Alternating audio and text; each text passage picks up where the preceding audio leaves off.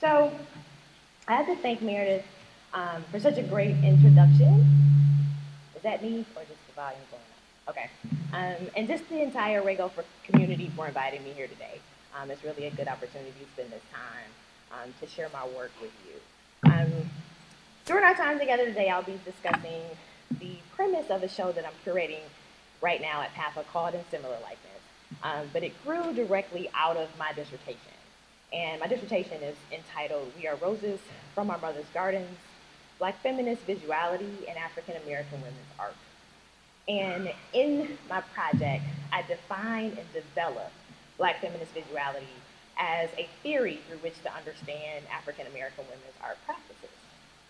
It's okay. That better? Okay. These things happen. You just keep rolling. So I argue in the dissertation that Black feminist visuality is a creative imaging of Black women's autonomy, subjectivity, personal empowerment, and I'm forgetting one. This is bad. Self-making. As a way for Black women to transcend the mythological constructions of Black female identity and Black womanhood in American culture. I'm kind of jumping off of scholar Nicole Fleetwood's concept of racist visuality. And what she means by that is this way that historical mythologies are concretized in American culture and come to be understood as visual truths, and the way in which my theory, Black feminist visuality, talks about how Black women overcome that or challenge that.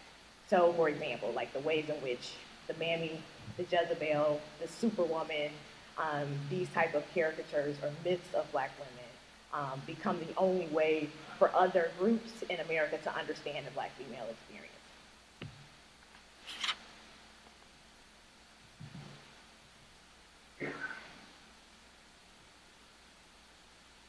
So I know that that's a lot. We can talk more and I can flesh those concepts out and define them more clearly in the, or more succinctly in the question and answer if you would like. But I really like to provide my audiences with the context and the background through which my reading of African American artists, and sometimes even American artists, period, comes from, where that originates. I also like to offer a broader history to challenge viewers to understand Black women differently. To question the ways in which you come to see me standing here, to see a Black woman in a grocery store completely differently than maybe you've been sort of trained or socialized to see that woman. And I do that because I think that's what these women that I'm going to talk to you today about are doing, particularly at a time when people said that they couldn't be anything but, slaves or wet nurses or home domestics. They chose on their own to become something much more than that. And not just artists in the sense of creating beautiful work, but makers and agents of American history. And that's a side, particularly to African American women's history in the visual arts, that not a lot of people are aware of or keen to. So I've been lecturing pretty frequently since February. Now that the theory in my work is gaining a little more visibility in the field, and people ask me all the time, like, how did you come up with such a concept, or, how did you get into this? And the question, or the answer to that, the quick answer, is that through my course of study, I was able, or I realized, I should say, through looking at, hundreds of sculptures and works on paper and paintings and drawings by African American women, about African American women, from the 1850s to the present, that there was a current, there was a connective tissue. So there was something that Black women were doing in their creative time and with their artistry that existed beyond the 2 or the 3 dimensions. And so as a young grad student, I was like, I'm gonna name it. I'm gonna call it something. And in order to kind of figure out the framework of how to do that, I just went head first, into art history, scholarship, and Black feminist studies. Of course, I didn't find a whole lot in art history. But the core of 20th century Black feminist thought was fraught with discussions of African American women and their resistance or challenge, right, to these racist mythologies. But again, no talk of how this was happening in the visual sphere.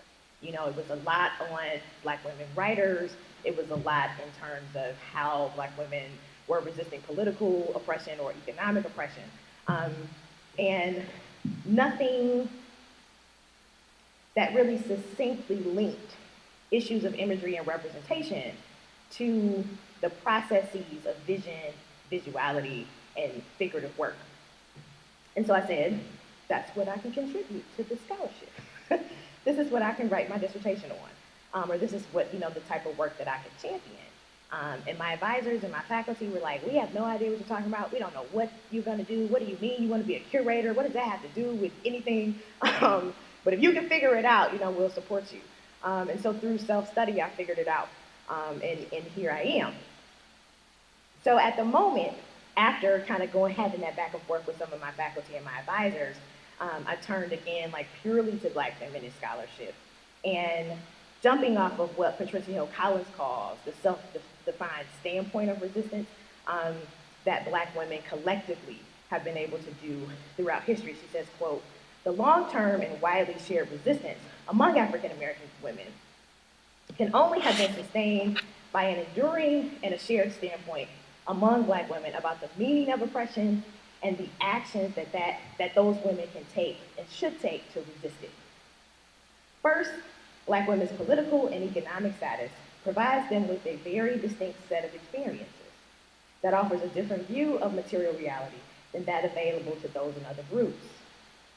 Therefore, both the paid and unpaid work that African American women perform, the types of communities that they live in, the type of relationships that they build, all of these things suggest that as a group, African American women experience a different world from those who are not Black and female. Second, these experiences stimulate a distinctive Black feminist consciousness concerning that material reality," end quote. So the more I thought specifically about Black women's reality, Black women's material reality, what does that actually look like?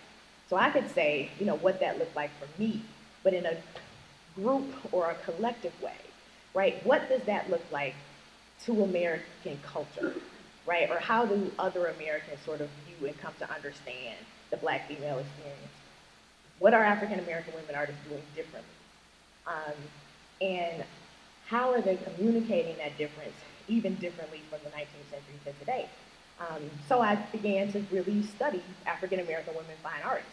And today I offer you brief but close readings of works by Edmonia Lewis, Elizabeth Catlett, Meta Ward Fuller, May Howard Jackson, and Laura Weaver Waring to answer these questions. And to also demonstrate how in differing historical periods, African American women employed various media created from individual political thoughts, intellectual views, and aesthetic interests to emphasize the multidimensionality of Black women's lives. So beginning with Lewis. Did the slide switch? I can't see. There we go. 19th century African American woman sculptor. She was half African American, half Chippewa. She was the only African American woman artist in the 19th century to gain international notoriety.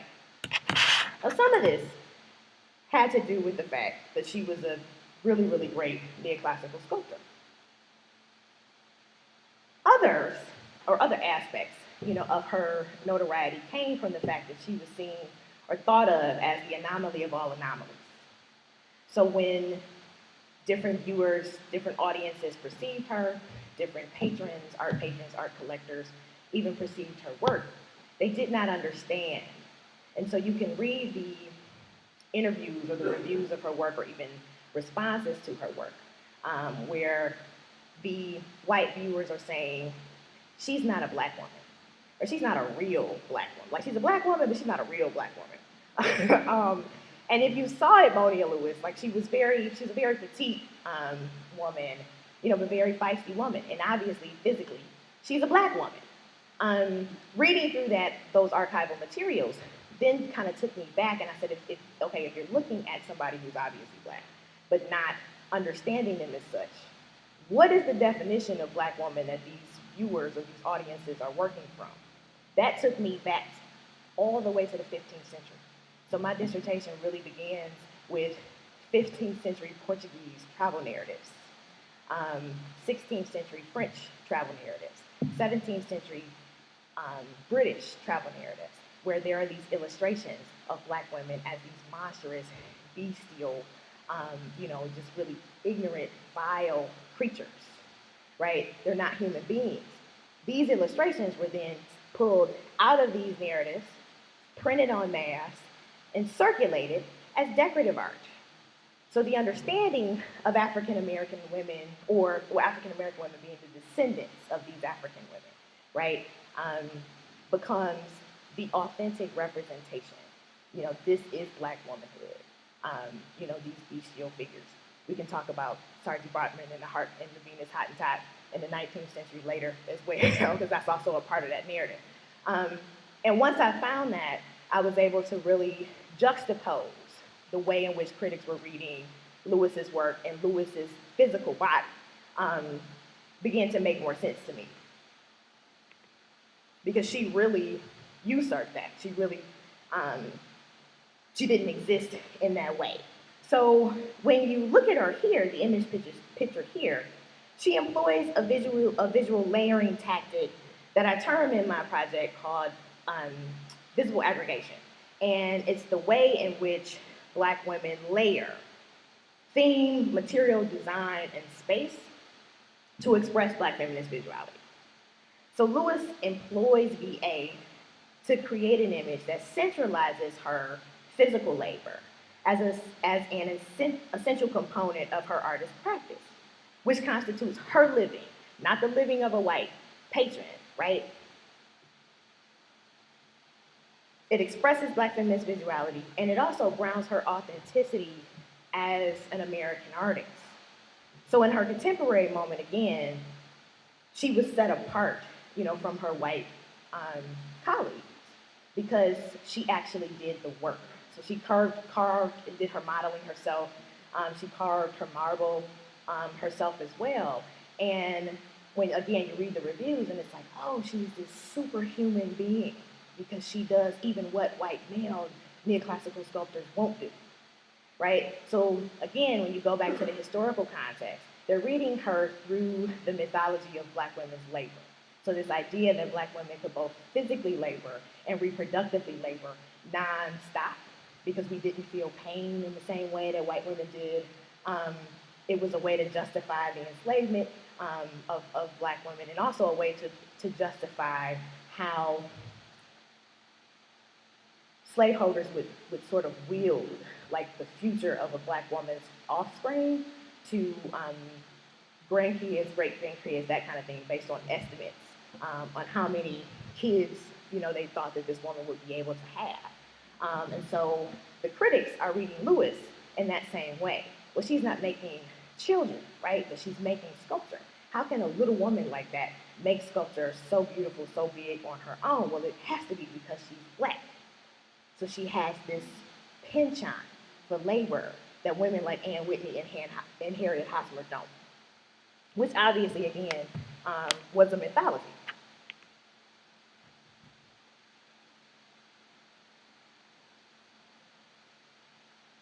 Lewis knows this, and she decides to kind of take this up on her own to create the image that she wants people to see, to assert her labor in a way that benefits her.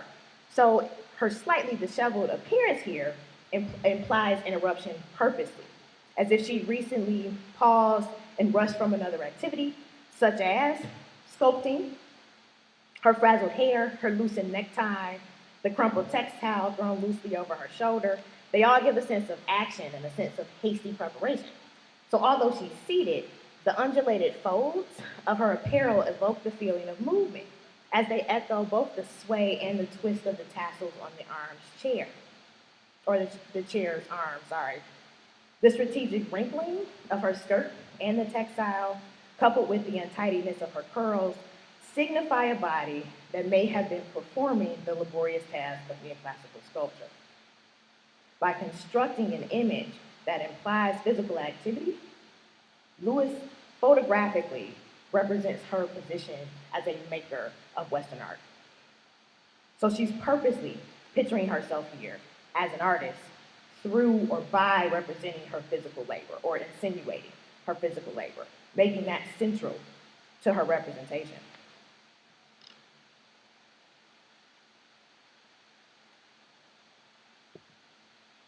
So instead of furthering the expanded economics of Western colonization, she's expanding her own financial economic empowerment. And she's also expanding her own place in the world as artists. So concepts of Black women's work then move between the layers of the feminine, particularly the feminine artist uniform, to represent Black women's physical labor as the cultural prestige of artistic genius and not the subordination of inferior enslavement.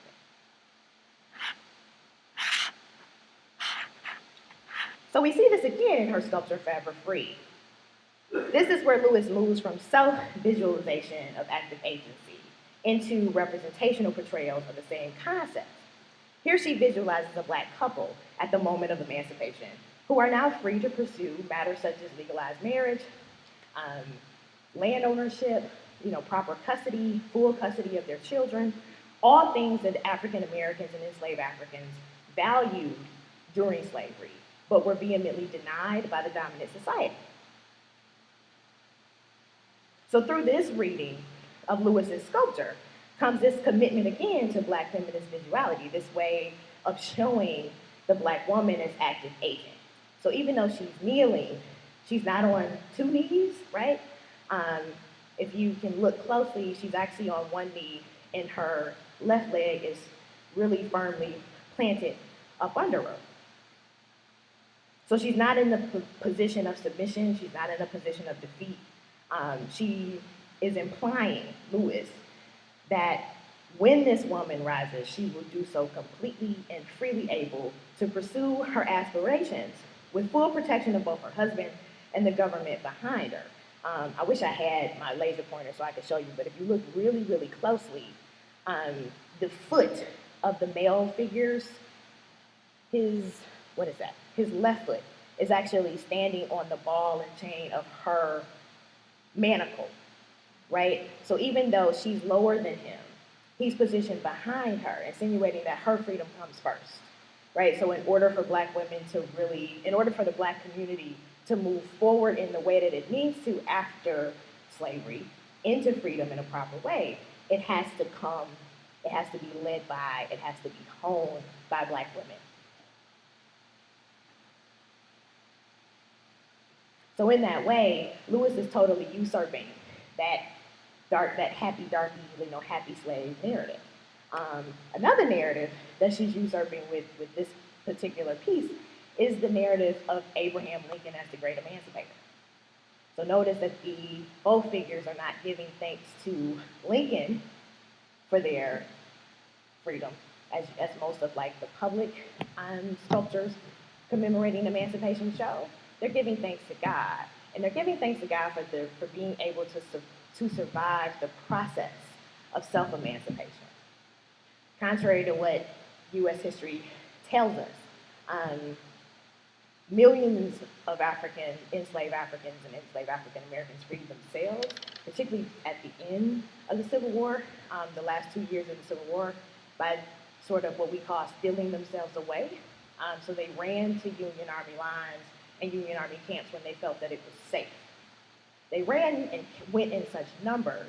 General Sherman called Lincoln or sent a letter to the White House, and he said, they're coming in such abundant numbers, we don't know what to do with them. Tell us what to do. Each group, so in each state, and you can look through the history and see this, would appoint sort of a leader that would do the negotiating. And these leaders would say, we'll help you, we'll act as scouts, we'll help you navigate, Confederate backwoods. but you have to give us freedom first, citizenship second. When Sherman takes this to Lincoln, they have a conversation, right, about we could really use them as laborers. So the Emancipation Proclamation was not a law, it was a war proclamation. Didn't free all the slaves in all of the southern states. It only freed the slaves that were in the states that were that had defected. So the border states, areas of Louisiana, people were still enslaved. And it was the 13th Amendment, that actually freed or ended slavery. So in this way, Lewis is really showing an audience in 1867, so just 2 years after the Civil War ends, how African Americans saw themselves at the end of emancipation. She was an avid abolitionist, particularly during her time in Boston, so she knew newly freed slaves on a personal basis. She also knew people like William Lloyd Garrison and Lydia Maria Child and Frances Harper, who were helping slaves escape and sort of readjust to freedom as well.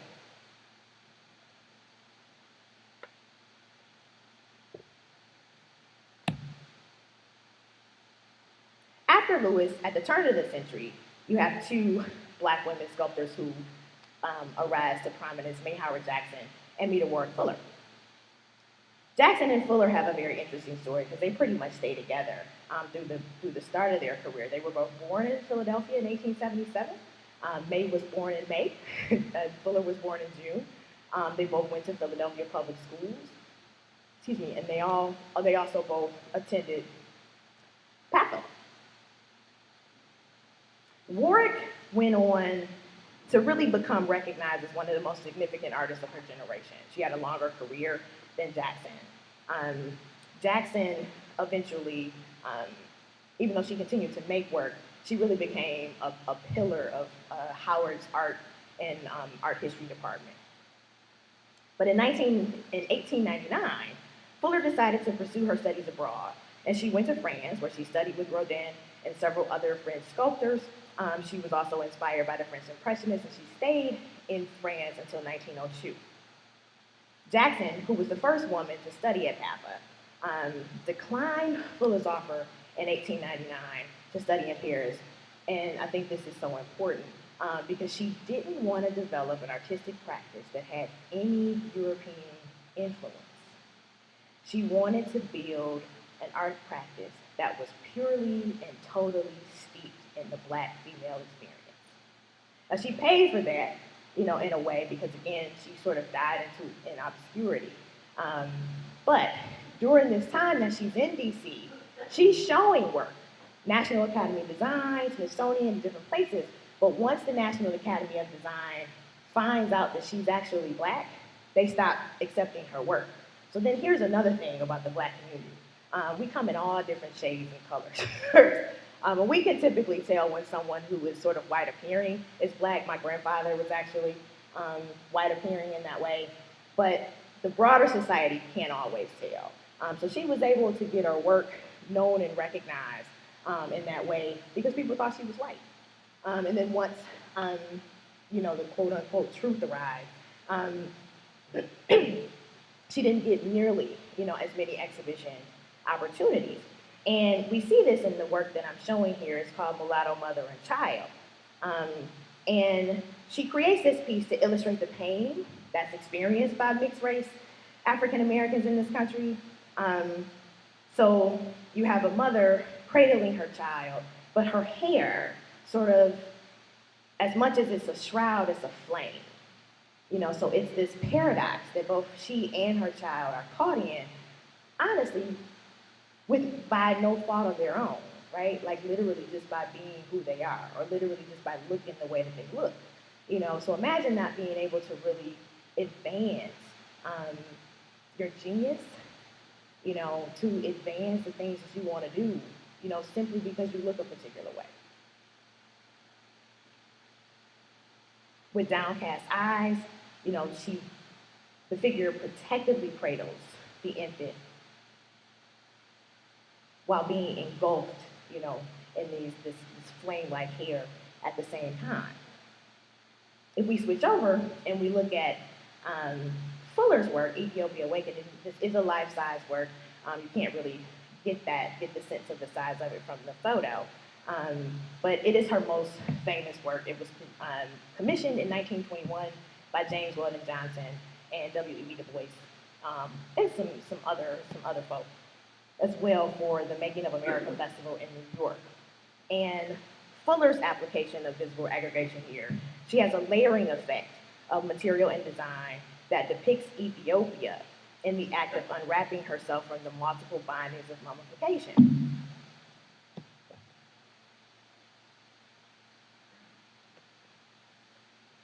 Now, this is extremely important when you consider, again, the cultural and political context of the 1920s. So this is the height of the progressive era, but this is also the height of when in American culture there's a shift, where there's a shift from this elevation of Greek civilization to this elevation of Egyptian civilization. The interesting thing about what white archaeologists and geologists and anthropologists were doing in this moment is that in sort of going to Egypt, right, and looting the tombs, they were also rewriting the history, positing Egypt as a Middle Eastern country, you know, that Egypt was not actually a part of Africa. In response to this, Du Bois and his constituency, African American artists, writers, you know, etc., responded vehemently to sort of reclaim Egypt for African Americans. And they called on Fuller to create a piece that really represents the effect and the heritage and the ancestry of Egypt to African Americans. And so she creates this piece. The interesting thing that she does with this, though, that I think is just so cool, one, the figure isn't wearing the typical headdress of an Egyptian queen. She's wearing the headdress of an Egyptian pharaoh. Secondly, she calls the piece Ethiopia Awakening, not Egypt Awakening. Anybody know? Or can anybody tell me why she chooses Ethiopia and not Egypt?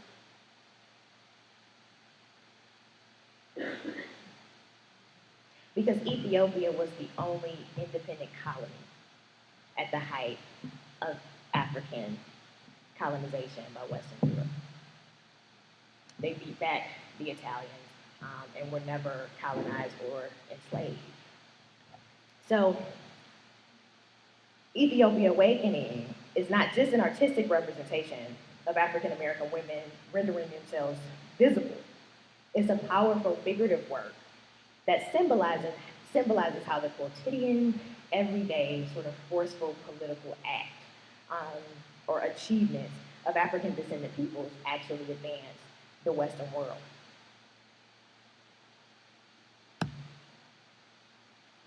Throughout the 20s and 30s, we move into the Harlem Renaissance, and Laura Wheeler Waring stands out as a really important artist. Waring doesn't always get her just due either. A lot of times when you read about Harlem Renaissance artists, the only two women you read about most of the time is Lois Mailou Jones and Augusta Savage. But Waring actually kind of predates both of them. She received considerable recognition for her work, completed high school with honors. She was born in Connecticut. She graduated from PAFA in 1914, winning PAFA's coveted Crescent Award to study in Paris, or to study in Europe. So she went to Europe. She met with both Henry Tanner. She was a mentee of Mary Cassatt's. She studied the French Impressionists, and she later returned to Philly and developed the art education program at Cheyney University. There, she spent the rest of her career educating students of color in both art and art history.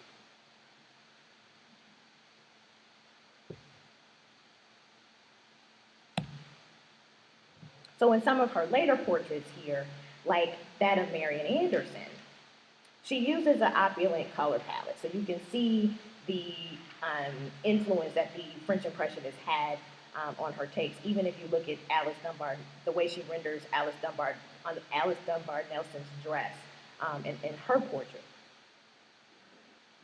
She's really bringing to the forefront the grace and the elegance of these women. These are just 4 of several portraits of the Black female intelligentsia that Laura was commissioned to paint. The Harmon Foundation in 1943, for their exhibition, Portraits of Outstanding Americans of Negro Origin, commissioned Warren to document noteworthy African Americans. And so the woman on your bottom left is Jessie Fawcett. She was the co-editor of the Prices magazine.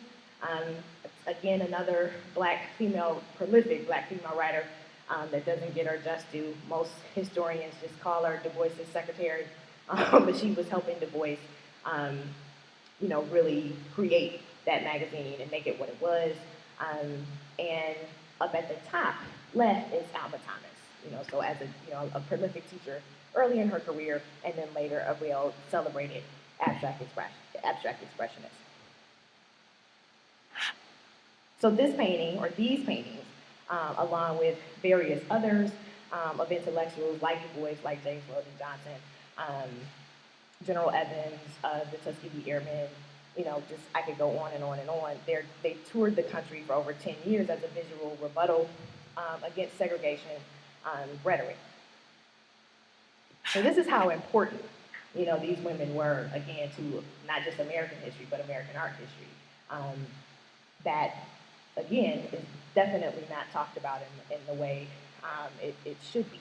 I call these her quotidian scenes, but I was in a meeting yesterday at PAFA, and some of my colleagues said I should call it, women looking at women. So this is how, black women are looking at other black women and representing themselves.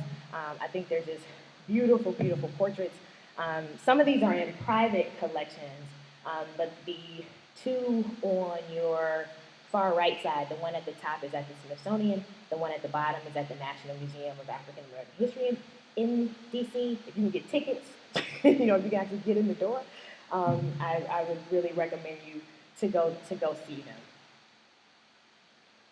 Lastly, is my muse, Elizabeth Catlett. It was exposure to Catlett's sculpture that really got me into this line of work. And into this course of study too. Prior to going to graduate school, I was a stylist for Macy's, spending way too much money, but I always knew I wanted a PhD, and it was a book actually, Lisa Barrington's Creating Their Own Image, which is the comprehensive history of African American women artists in this country. It was that book, and then taking an African American art history course, and really being, drawn to Elizabeth Catlett's sculpture, actually. I found out about her print work a little later. But her Negro Woman series is, one of her most powerful series. It uncovers the complex ways in which African American women visually survey and confront, the malignancies threatening black female identity. Again, Catlett's black feminist visuality centralizes the figure's gaze and black women's history to confront the viewing public. So the series is really so important because it literally confronts viewers by simply just making eye contact. The Negro Woman presents a much more direct look, into the experience of African American women. And when you read the titles, I only show you 3 plates here, but there are 16 in all. And when you read the titles together, you get a narrative of the black female experience. And I'll read it to you. It starts, I am the Negro woman. I have always worked hard in America, in the fields, in other folks' homes. I have given the world my songs.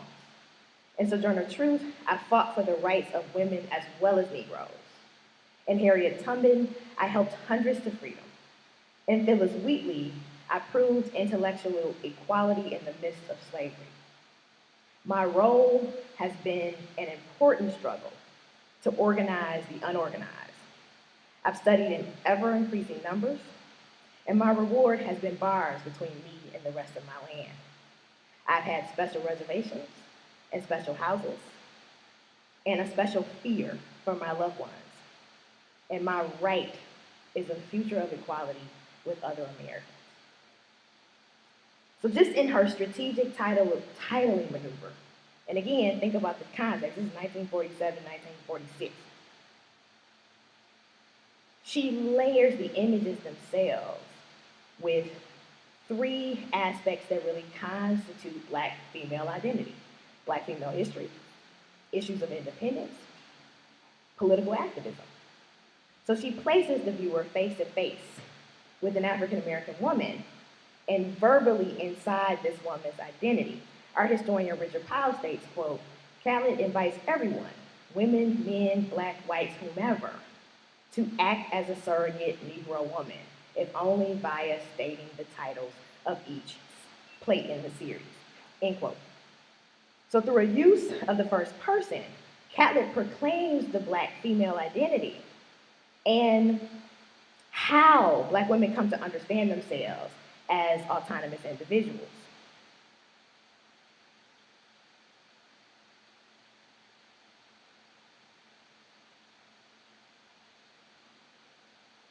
Upon meeting the gaze of each figure, you literally see how Black women's historical experience have influenced their identity as active agents of change, both politically and socially.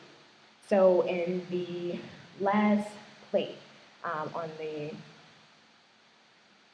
right side, she depicts a very strong woman, standing strong, organizing her community in the face of white union representatives, right? In the center, she presents Sojourner Truth, another woman who stood strong for Black women's rights and women's rights as a whole.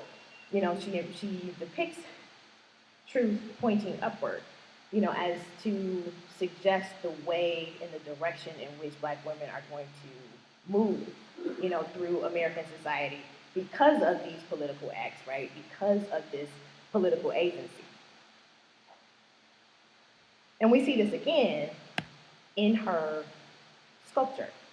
These are two of my very, very favorite pieces of hers. The one on your left is homage to my young Black sisters. On your right is homage to my young Black women, or my young Black women poets.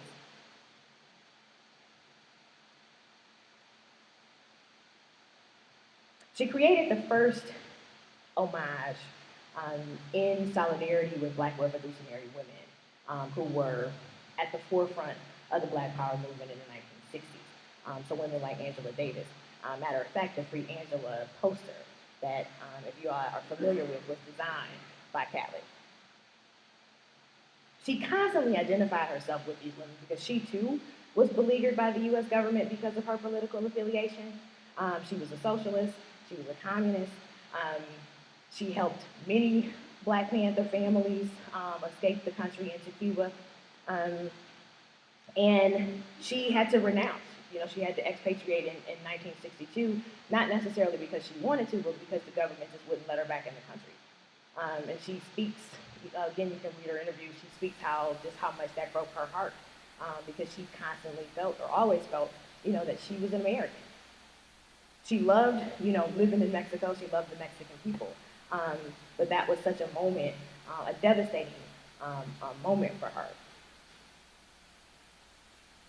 So the gesture of both sculptures, is clear. It's the clenched fist, the defiant stance that screams Black power in the face of an overbearing government, determined to extinguish Black nationalism.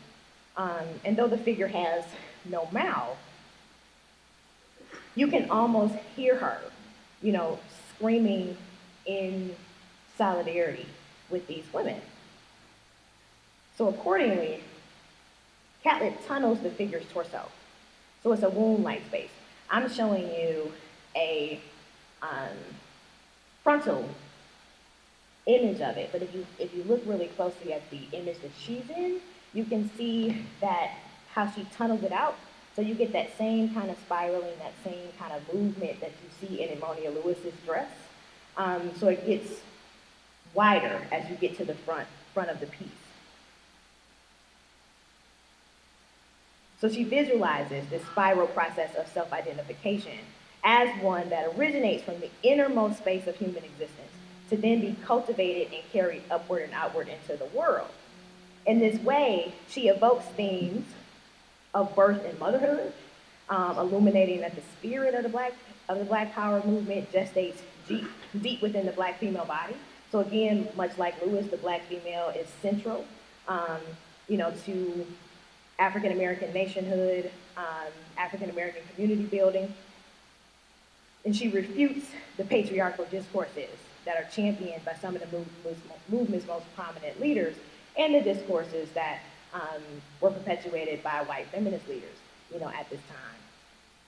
So when we move into 1984, when she creates Homage to My Young Black Women Poets, she does so because at this point, Black women have broken away from both the Black Power movement and the women's movement to form their own space, right? To form their own movement. Some of the women at the forefront of this movement were Toni Cade Bambara, Toni Morrison, Nikki Giovanni, Sonia Sanchez, Alice Walker. And so again, these are women that Catlett is lauding. There's also a very, I think, beautiful rites of passage history here, because as many young Black women moved into activism, going to Cuernavaca to visit Catlett was like something you had to do. So much like going to Paris to visit Tanner was like this rites of passage for early African American artists. Going to Cuernavaca to visit Elizabeth Catlett was this rites of passage for activists, dancers, music, anything you want to do as a Black woman.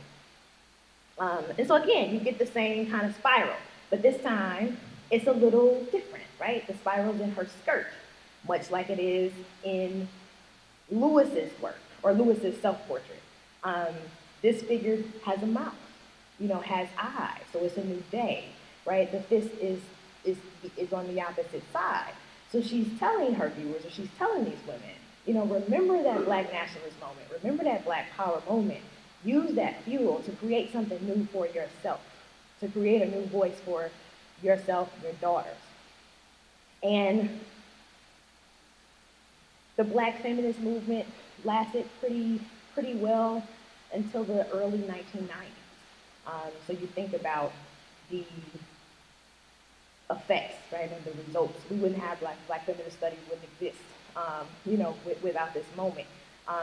So Catlett's ability to sort of foresee that and to contribute to that and to honor these women when they were just getting started, I think is just such a beautiful moment. So in this way, her sculpture reclaims, Black female identity. It reclaims the Black female body to create a counter discourse that subverts the racist visuality. Here, her figures represent Black women as they are, and not as they appear to other people. Fashioning dominant figures that hold confident stances and emit intense and direct gazes, just like in her print work. These women look back upon their viewers, asserting that though Black women are being watched, though Black women are being looked at, that we too are watching as well. Thank you.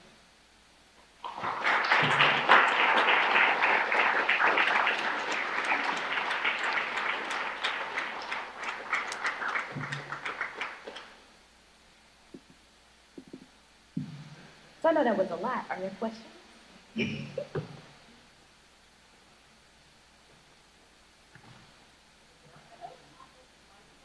Mm-hmm. Yes.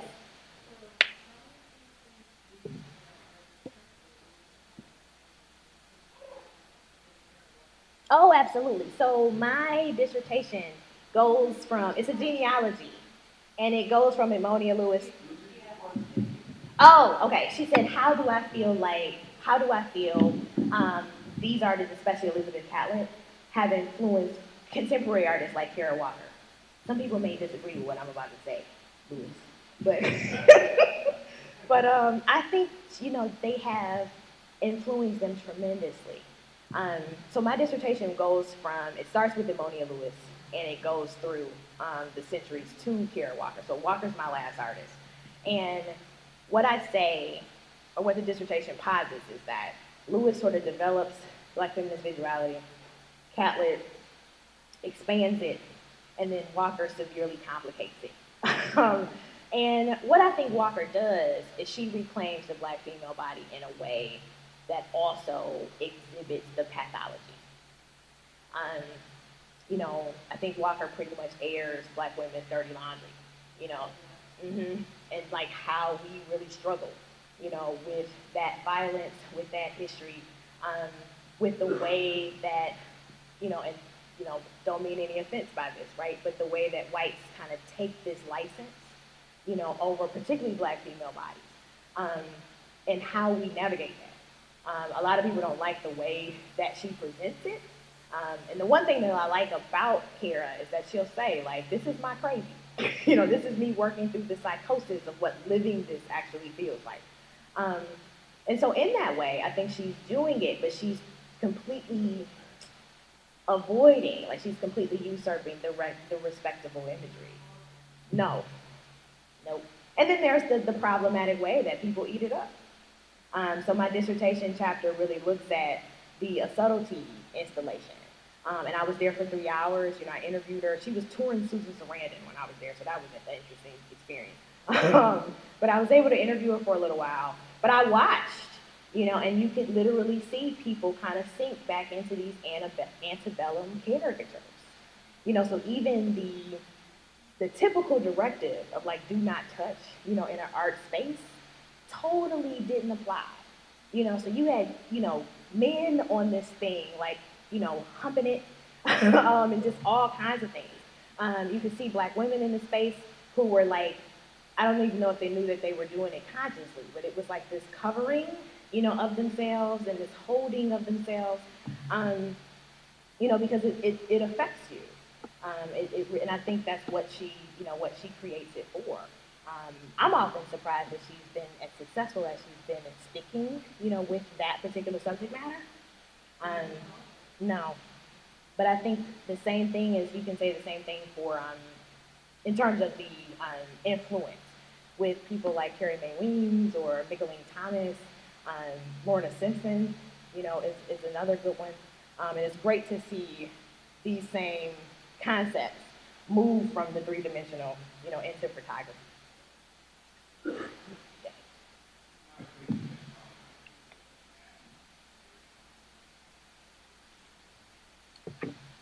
Well, he said dirty laundry. Yeah. You know, I think we're kind of made to believe that we do. You know, I think that's the wonderful thing about this Trump moment. I really do. Because it's really shifting the blame. Right, so now we're not necessarily approaching race purely from a Black standpoint or a Latino standpoint or what white supremacy has done to us as people of color. We're now seeing what white supremacy has done to white people, that they didn't even know was happening to them. So they're like freaking out, you know. And you've had scholars, you know, across the board, queer scholars, Black scholars, Latino scholars, Native American scholars who have been saying this for centuries.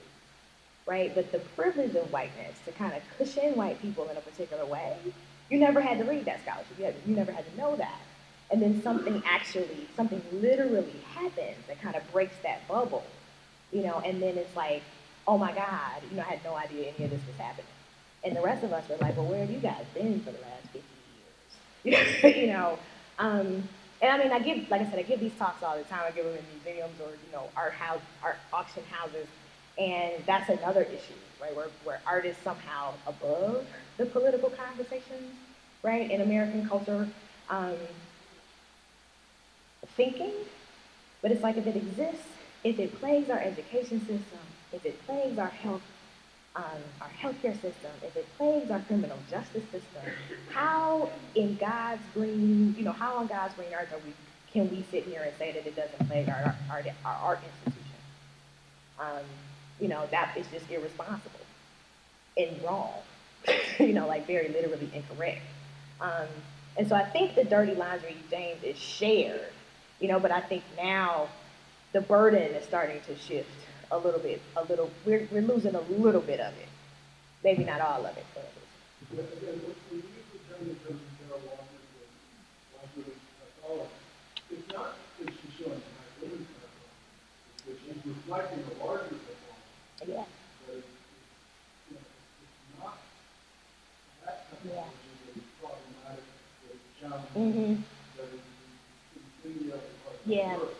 It's the unstated and unrecognized fact that it's not those psychologies. Yeah, it's all of ours. But I also think, that is a more accurate way of like explaining how we all, react to it. But I can say, and maybe this might be a little too much information, but I'm saying anyway. I can say it like as a black woman. I remember when I cut my hair, because I had really long hair as a kid and a teenager, and how I was affected by, that mulatto, image, and my cousins and my aunts were like, you are not being the right kind of light-skinned woman,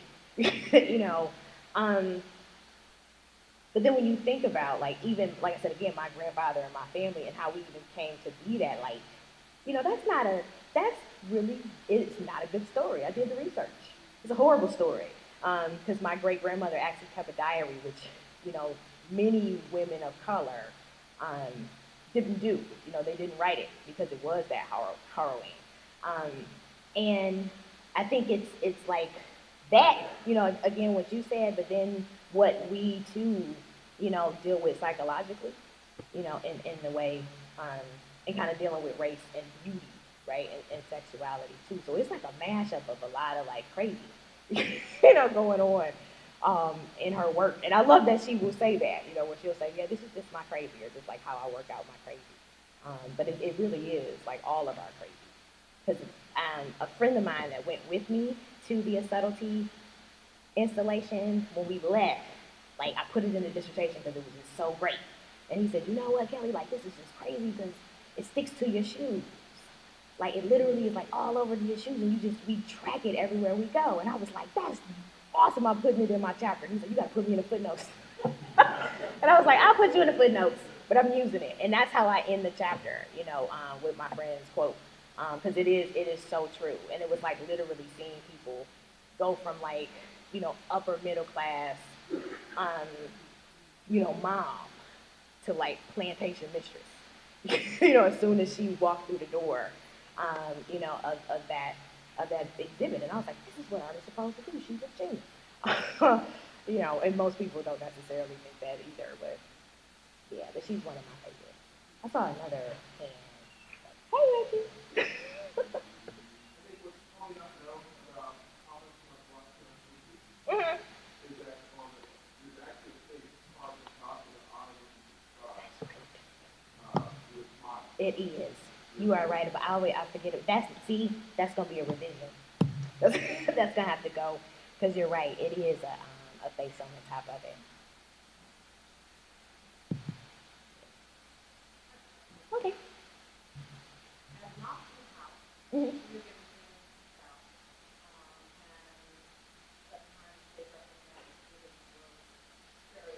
Mm-hmm.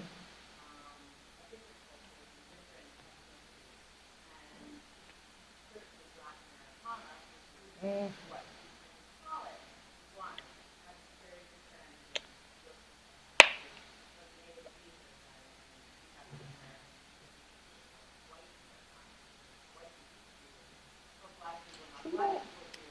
Yeah.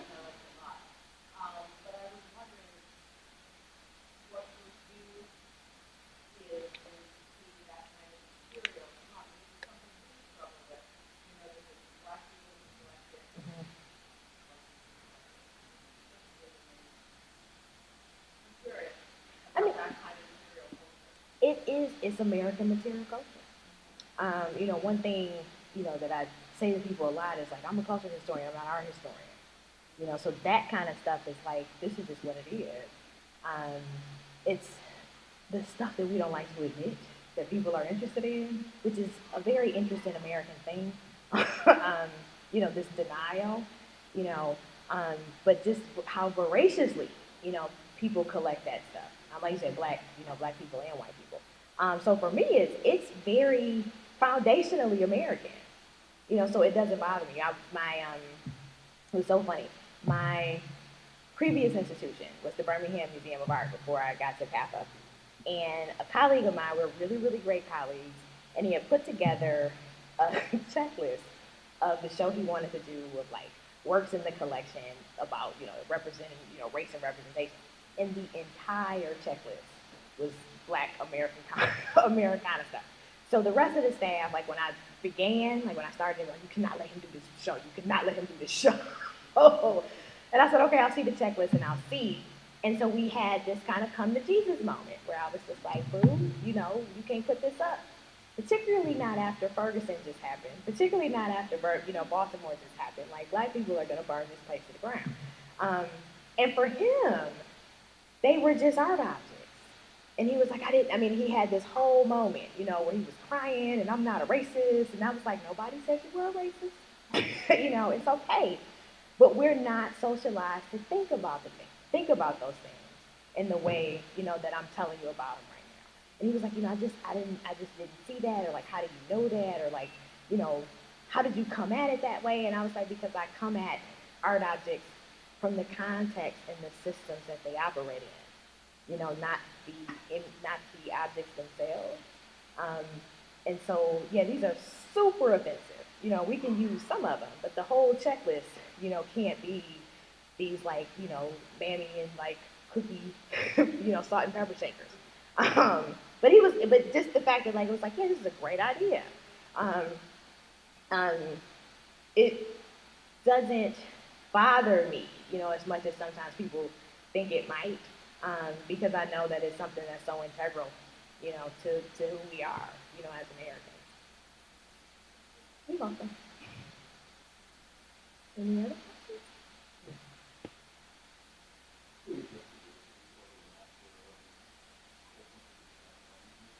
Oh, yeah.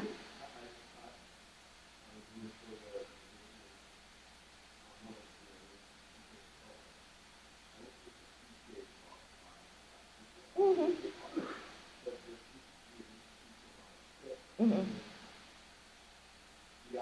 Mm-hmm.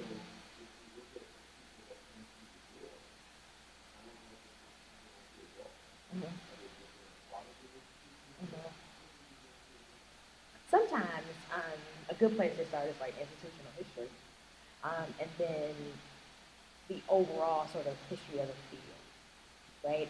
So we're in this very interesting moment in the museum world where museums are like, oh, we only have one Black person, and that person, cleans the bathroom.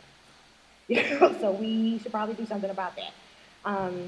And it was really damning because Mellon did a study and the numbers were dismal. Ford did a study, the numbers were ridiculous. And so now it's like, where are all of the Black people, to come and curate our collections? While at the same time saying, this person has to come out of art history. They have to come from Princeton. They need to come from Harvard. So I getting this job at PAPA took me 22 months, because I didn't have the type of pedigree. So then it was when folks, like I said, at the Ford, other museum directors across the country, like David Brigham, like the director at PAPA, was like, we're sort of moving the bar, in this way. We can't keep going about it using the same frameworks and expecting that we're going to get different people. And so when I landed at PAPA, I was like jumping up and down, because Birmingham had a lot of support, but there was no infrastructure. And I was like straight out of coursework, so I was kind of flailing a little bit. I figured it out, but with the help of the staff. But there is a lot of initiatives. The Walton Foundation, which are the Walmart people, or Walmart family, are working with the Ford Foundation. There'll be like 6, I think, new diversity fellowships for curators, coming down the pipeline. My position at PAPA is a pipeline position. that's endowed, so it'll be there, and it's specifically for Black curators interested in Black art. I'm kind of working on, I'm kind of working on Winston and Carolyn a little bit, because to say that all Black curators may not want to curate Black art, maybe they're interested in American Impressionism, but that might be an uphill battle. Love them, but just kind of say, that rigidity, sort of also, ostracizes a certain group. Those of us who do the work, we formed our own groups, so that there's an organization of critical race art historians, there's an organization of Black women curators, and the biggest thing is, like I said, institutional history, institutional commitment. Like, it has to come from the top down. Yeah, which is something, again, that I appreciate at PAFA, because it's from the board, all the way through. I've experienced it, and I've had colleagues that have experienced it, where this does happen at museums, where it's like, oh, we need a Black person.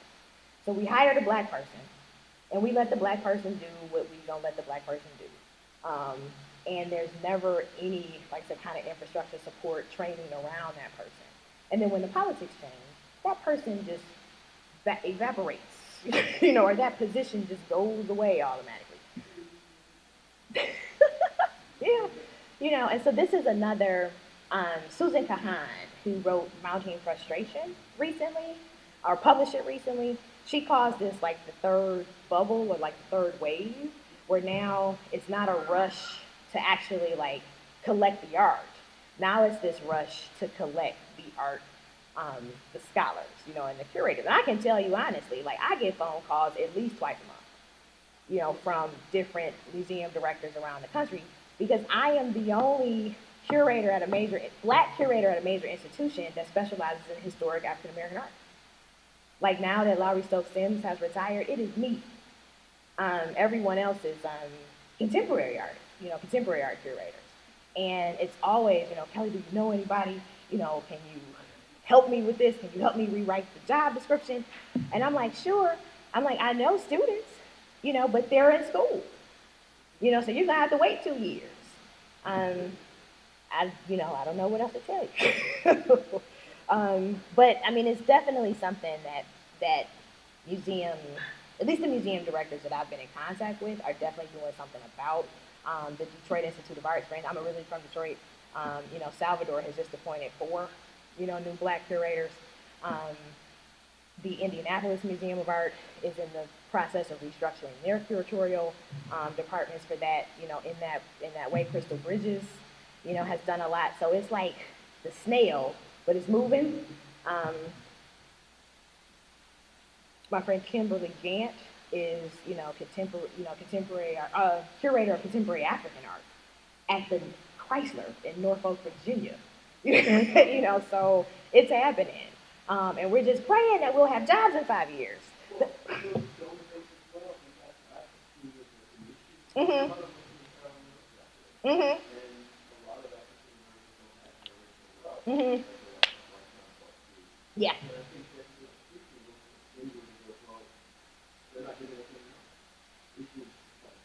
Mm-hmm.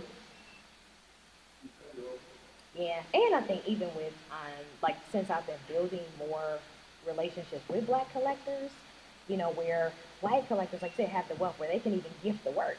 Black collectors, like, I can't give my work away. You have to give me something. I can't just give you something. And just even changing that relationship. So how do institutions change to help Black collectors? Sort of not lose out on an investment. So there's, the work, the museum field, and art history too. You look in our history departments, you can hardly find students that study American art at all, let alone African American art. So the class that I took in 2009, which I didn't know at the time, was like the only class of its kind. I'm teaching right now at 3 different schools. I'm teaching online at 2, but then I teach at Temple in the fall, because it's like we don't have anybody to do it. We don't have anybody to do it. My friends and, like I said, my colleagues who teach Black material culture or African American art, we are dealing with 60, 80 students at a time, because we're getting studio students, because the art students are like this is the work that I want to, these are the issues that I want to address in my artwork. None of my faculty can help me talk about this. And then the art history students, so it's like this rush, and we're trying our best to be mentors as much as we can, because a lot of us didn't have any, and so it's art history and the museum field have been like so behind the curve, for so long. It's a lot of ground to cover. And I'm like, oh, I thought I was going to be able to do all this work. Yeah, no, it's going to be 3 projects and I'm going to retire. Yeah.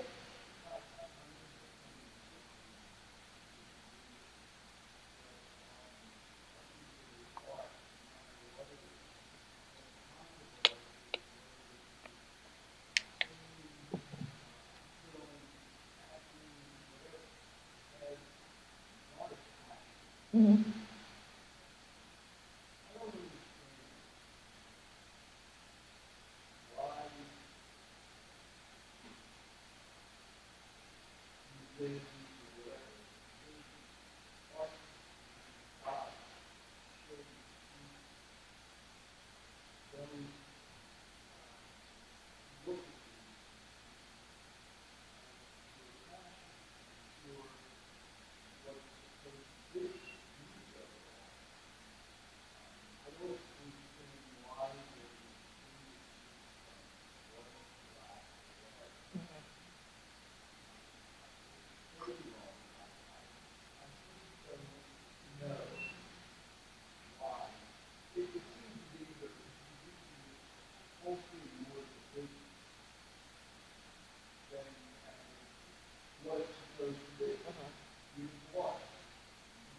Mm-hmm. So that is technically called the art for art's sake argument. And I think strong artwork can definitely do that, right? It can definitely stand on its own and create a particular kind of experience. But you can't, at least not African American art, you can't divorce it from the original cultural context that it was created for, right? Which is the problem. But then I always tell people too, and just the political aspect of it. When Monet painted La Déjeuner, he was pissed. It was a political, it was a political, statement to the Paris Salon. So that politics has always been there, and this is me again coming from art history from a different angle, where I don't know art history as thoroughly, or European art history as thoroughly. So I'm like, where did this whole philosophy of transcendentalism, come from? Because it just makes no sense to me. But I think it's another iteration of how the bifurcations in our just normal society, really carry over into our social institutions. I was talking to the director of the Indianapolis Museum of Art a couple of months ago, and he was like, we really want to do something, we want to shake it up, we really want to do something different, because I'm so, basically kind of making the same statement you're making, I'm so tired of having these ghettoized galleries. And he was like, I just don't know what to do, and what would you do, Kelly? And I said, well, you tell the story of American art, and it's not, you don't create the black gallery. If you want a gallery for your black community, right, that doesn't have a relationship with the institution, and is we want to come in here and see some black people, you create a Harlem Renaissance gallery, but you hang Wino Rice in that gallery. What was the other, I can't think of his name. Gosh, the white patron, but I can't think of his name. But in terms of early American art, your Charles Ethan Porters, your Robert Scott Duncanson still lifes need to be with American still life. Your neoclassical gallery needs to include Edmonia Lewis, and it doesn't have to say, here's the black woman who was in Italy. She was just in Italy making sculpture. It does have to say that. Lewis says it does have to say that. Mm-hmm. And presume she was white. That's true. I guess you're right about that. Unless the specific yeah. is white European male, Mm-hmm. which is what people go into. Particularly think, yeah. They go in and they read, Mm-hmm. and the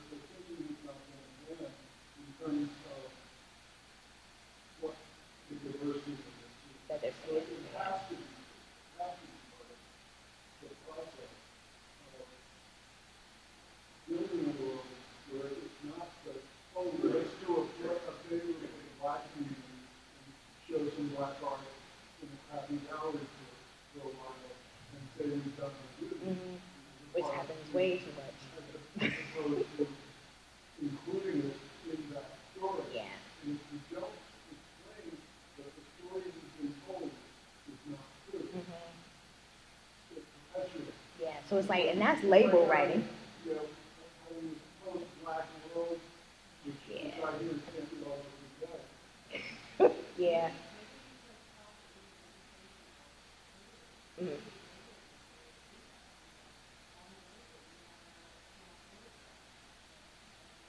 That's the way it's done at DIA. Yeah.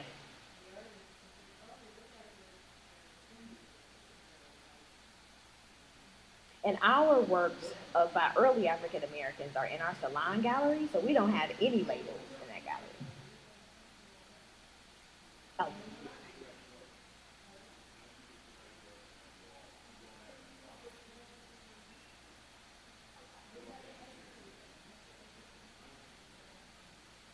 What did you say, Sam?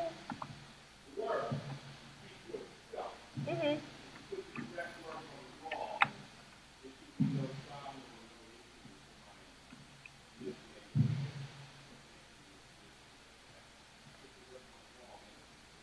No, I mean, it would be wonderful if that could be the case, but it wouldn't be because I've had that happen where I've showed students particular works by black artists and they were like, oh my God. Or in the case of like Robert Duncanson, where you actually show the artist and, a student argued me down that he wasn't a black man, because he was so fair skinned. So, I mean, we have to figure it out in some way. I have time for one more question.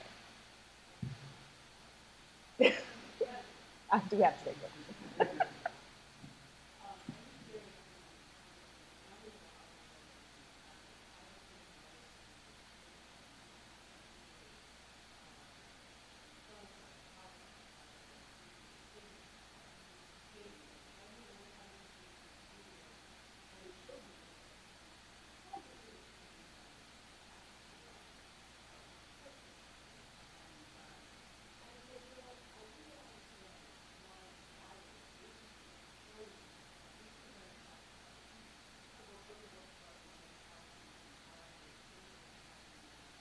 Mm-hmm.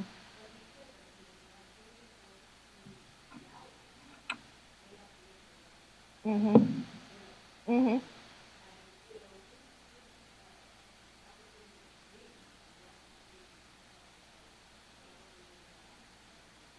Work.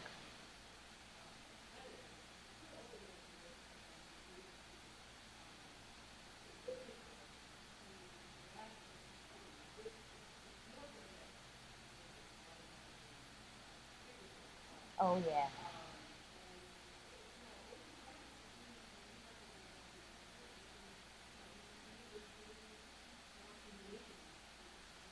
Mm-hmm.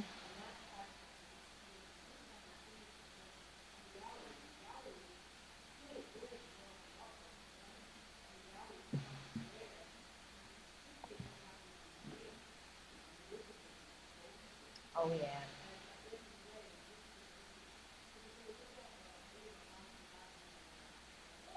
Mm-hmm. Mm-hmm. Mm-hmm.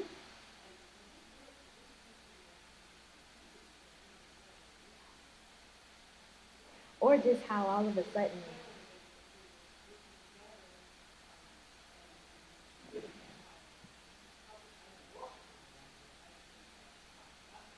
Mm-hmm.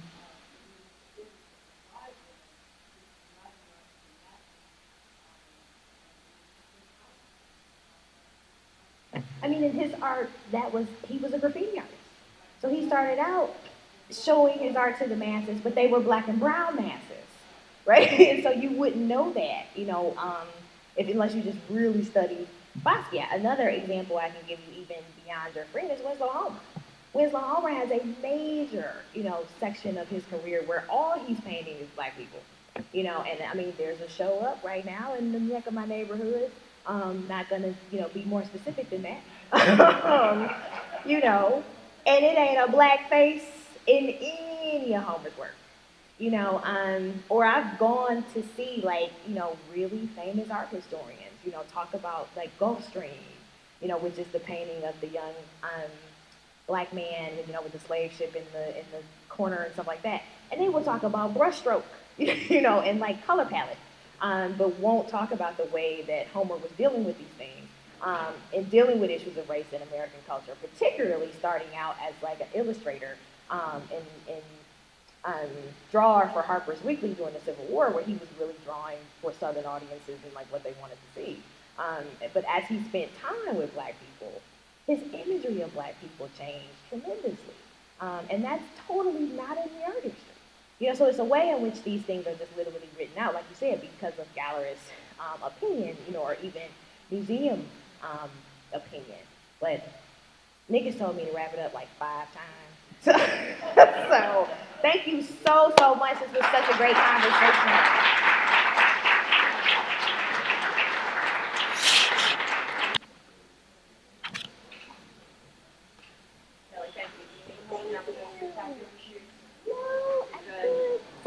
I'm so sorry to have branched out. That is the most lively Q&A we've ever had. Oh, Thank you so much.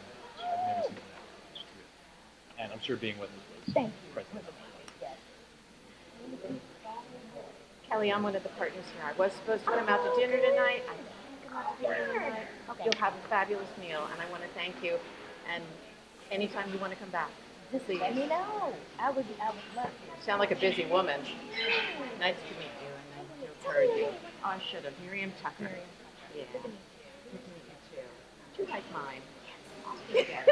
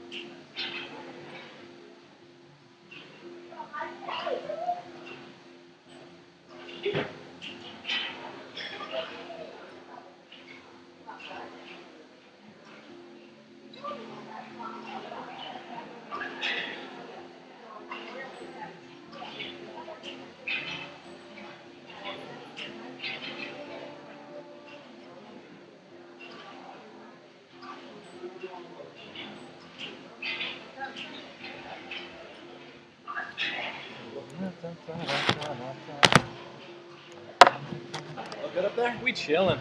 Sweet. Yeah, this is the cable I brought in for the presentation for the next event. So we have a double line cable that runs from there. Oh, for the AV shit. Right, Wow. but we didn't